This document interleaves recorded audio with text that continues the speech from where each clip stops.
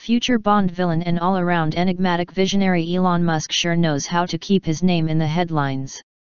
I mean, he's only spearheading one of the most ambitious space programs in the history of the world, redefining the impossible in public transportation, and pushing the boundaries of human imagination. Why wouldn't we all be paying attention to him? Dude shot a freaking car into space. Musk has also been known to make some chilling predictions and warnings about the future, particularly concerning the age of humanity ending direction AI and robots are most certainly headed in. Remember what Orwell said about a boot stamping on a face forever? He only got it slightly wrong. It'll be a cloven robot hoof forged from metals harvested from asteroids, not a boot. Close enough, though. While Musk isn't alone in warning against trusting the intentions of our soon-to-be synthetic replacements, he recently made a separate chilling warning about an impending devastating Third World War that could have some of the mega-rich scrambling to buy seats aboard Musk's first manned Mars missions. Does he know something we don't know? Musk made the comments at this year's SXSW in Austin, where he appeared for an unannounced interview conducted by director and writer Jonathan Nolan. In the surprise appearance, Musk announced that he plans to test SpaceX's massive BFR rocket capable of reaching Mars as early as next year, while his ultimate goal is to begin sending cargo to Mars in 2022 for use by a future colony, of which he will no doubt be named Supreme Ruler. Why is Elon speeding up his Mars timeline? Because, Musk says, humanity is almost certainly headed very soon for a cataclysmic Third World War, one he does not believe humanity will survive on Earth, anyway. I think a moon base and a Mars base that could help regenerate life back here on Earth would be really important, and to get that done before a possible World War III. We want to make sure that there's enough of a seed of human civilization somewhere else to bring civilization back, and perhaps shorten the length of the Dark Ages. Dark Ages? Yikes. Invest in analog media while you can. Some may see this simply as planning for the worst, while others like me are carpaying the hell out of the DM while we can. Again, given Musk's ties to the military-industrial complex, though, is it possible he has insider information about an impending world-ending conflict brewing? It's possible, sure, but probable is another thing. Of course, this could simply be yet another attention-grabbing headline to boost awareness of, and funding for, SpaceX's Mars plans. As with all things Musk, there are likely slivers of truth from all of these possible scenarios.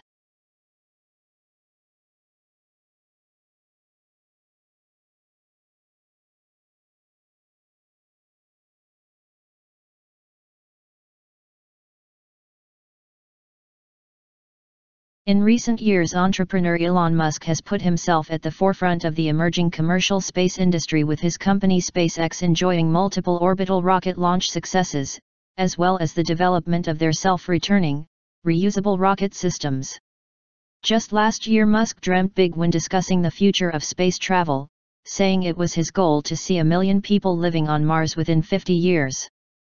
But with a population that large, the logistics and planning wouldn't just involve space travel, but would also have to take into consideration a variety of social, economic, and political factors. For instance, who would be in charge? Who would be mayor, or governor, or president of the Red Planet? Never fear, the answer may have already been given to us. In 1949, rocket scientist Wernher von Braun, former Nazi rocketeer, soon to be NASA's star rocket designer, wrote a science fiction book about humanity's first mission to Mars. Von Braun put his considerable technical knowledge to use, according to many reviewers, perhaps adding too much detail, in writing Project Mars, a technical tale.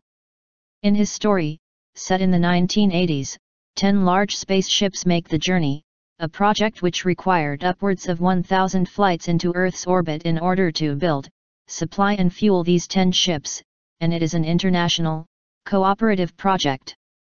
By chapter 22 of von Braun's novel, the human visitors have discovered a peaceful indigenous civilization that resides underground on Mars.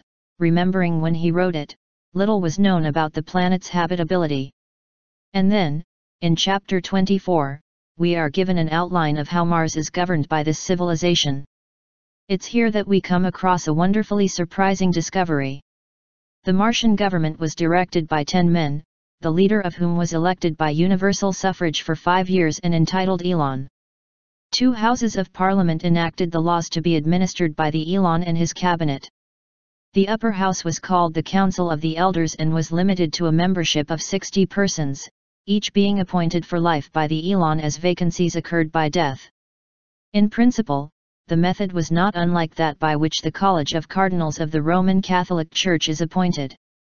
Usually the Elon chose historians, churchmen, former cabinet members or successful economic leaders who could offer lifetimes of valuable experience. Yes, you heard von Braun, one of the progenitors of human space travel, correctly. The leader of Martian civilization is called Elon, the same name as Elon Musk, who is currently leading the field of human space travel. Predestination, time vortex, or just a delicious coincidence?